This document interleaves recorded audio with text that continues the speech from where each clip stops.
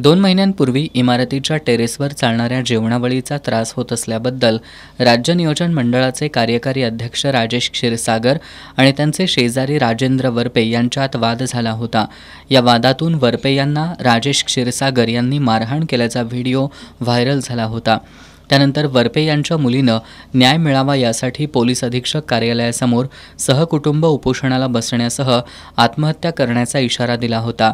दरम्यान क्षीरसागर समर्थकांकडून राजेंद्र वरपे यांच्यावरही सावकारीसह कॅटरर्सकडील महिलांना शिवीगाळ केल्याचा आरोप झाल्यानं प्रकरणानं वेगळंच वळण घेतलं।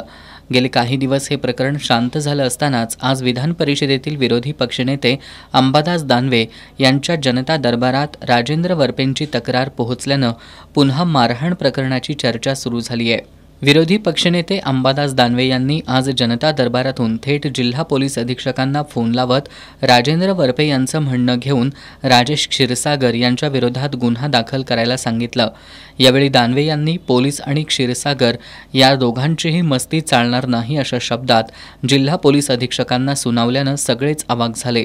नियोजन मंडळाचे अध्यक्ष राजेश क्षीरसागर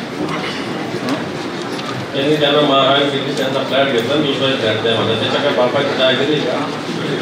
तुम्ही लोक त्याला संरक्षण देता का? मग गुन्हा का रजिस्टर झालाय त्याच्यावर?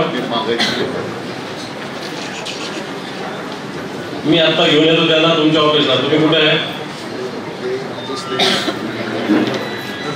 मग मला अधिकारी पाठवायचं माझ्याकडे, मी स्टेटमेंट देतो त्यांचा आणि कारवाई झाली पाहिजे सांगून टाकतो। मस्ती चालणार नाही पोलिसांची पण आणि क्षीरसागरची पण सांगून टाकतो तुम्हाला, समजलं?